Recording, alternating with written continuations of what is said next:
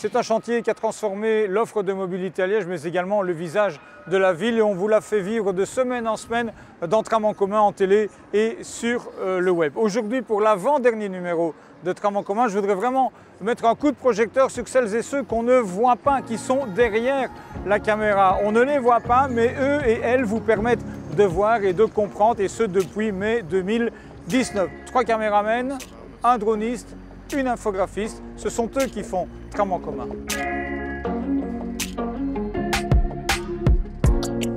Quand tu es venu me trouver en disant oui, on va faire une émission une fois par semaine sur le chantier du tram, je ne vais pas filmer des pelleteuses pendant 3 ans, quoi. Et en fait non, c'est là qu'on se rend compte qu'il y a énormément de corps de métier, énormément de gens qui sont impliqués dans la conception, la création et la réalisation du chantier. Donc ça, c'était très intéressant. Il y a un côté en fait privilégié que j'ai fort apprécié dans ces tournages-là, être tout seul dans le tram, il n'y a que quelques techniciens, et de nuit, avec les gens qui n'étaient pas forcément encore très au courant que le tram allait venir à ces heures-là. On a eu une petite blague, par exemple, qu'on a pu filmer des voitures au café qui étaient garées sur les rails, qu'on a dû faire bouger, qui ont dû être bougées. C'est des choses que je retiendrai, oui.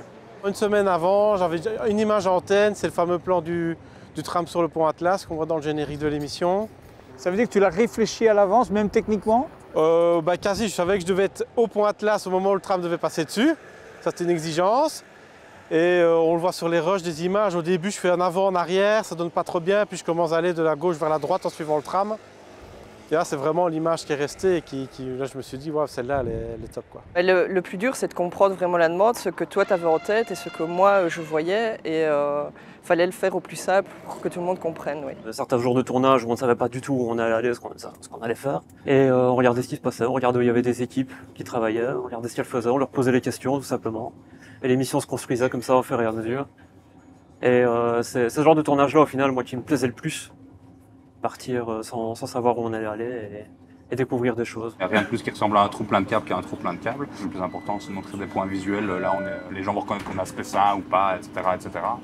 Et au final, on se met dans une configuration très explicative et très représentative. Si on parle de tel truc de gaz, telle conduite de gaz, il faut montrer la conduite de gaz. Donc là, c'est pas un montage très subtil, c'est un montage vraiment... il y a ça sur la voix off, on met ça comme image, comme ça les gens comprennent ce que c'est. C'est des tournages un peu plus fatigants, un peu plus, qui demandent plus de rigueur.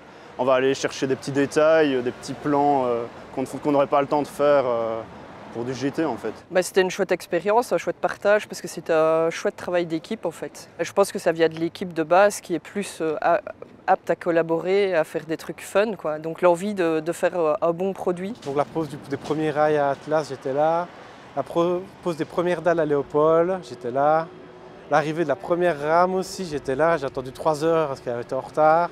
C'est des étapes importantes du chantier. On a droit qu'à une seule chance. Je ne vais pas dire au camion de refaire marche arrière qui recommence au virage que j'ai raté ma prise, non. Non, c'est vraiment on se dit, ouais, on participe à quelque chose de grand pour Liège, quoi. Le tournage le plus difficile, ça a quand même été de comprendre comment les tickets fonctionnent, comprendre comment ces machines fonctionnent et de savoir qu'on n'est même pas encore...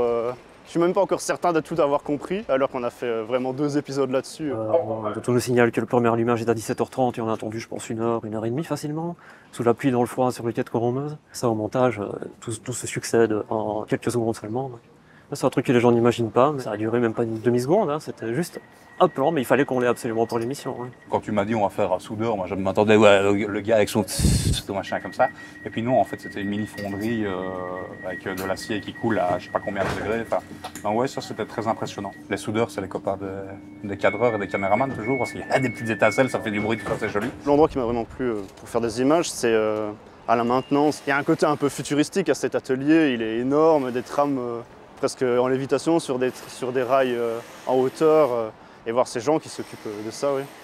Il y a un côté beau en fait à toute cette mécanique. Il y a eu beaucoup de problématiques avec ce tram et beaucoup de commentaires désobligeants des gens, mais les travailleurs, les ouvriers, ils étaient là quand ils faisaient caniculaire, quand il y avait de la neige, quand il y avait du gel, ils étaient là dans la boue, ils travaillaient. Il ne faut pas oublier qu'un tram et un chantier comme celui-ci, ça ne se fait pas juste en claquant des doigts. Il y a des gens qui ont transpiré pour le faire. Et en stress, ça m'a marqué en effet, parce qu'il y a eu une période où la rue était complètement éventrée. Les équipes qui creusaient tombaient sur des spaghettis de câbles. Ça ressemblait à un champ de bataille. Voilà. C'était vraiment très impressionnant.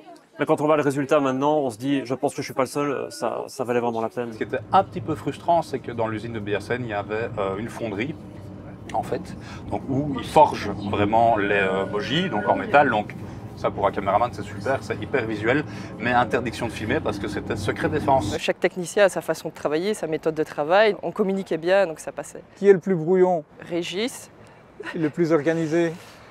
Alex, Ok, et Sylvain, on dit quoi? bah, entre les deux, mais je pense qu'il ça va, il se débrouille bien. Voilà pour la rencontre avec le noyau dur de Tram en commun qui est là depuis 6 années, mais ils ne sont pas les seuls à avoir travaillé à l'émission. Il y a eu des passages ponctuels de l'un ou l'autre au niveau caméra. Il y a eu Myrtille, il y a eu Lucas, il y a eu Sébastien, Christophe, François. Pierre en infographie, merci aussi à Sergio et à Guillaume. Au niveau des journalistes, Françoise Boniver, Renaud Dubois et Anne Gerdet ont quelquefois présenté Tram en commun, vous ont accompagné là-dedans. Jean-Pierre, merci pour l'organisation logistique. Les deux Olivier, merci aussi pour le suivi digital et les sous-titres. Et puis un remerciement aussi aux directions et aux responsables de service de RTC d'abord, de 4 ensuite, donc les deux Philippe, Nathalie et Julien. Et puis alors évidemment, une émission comme ça, elle a besoin d'avoir des facilitateurs. Ce sont des personnes qui travaillent dans la com et qui ont été des camarades de jeu intéressants pour identifier les bons interlocuteurs de cet énorme puzzle.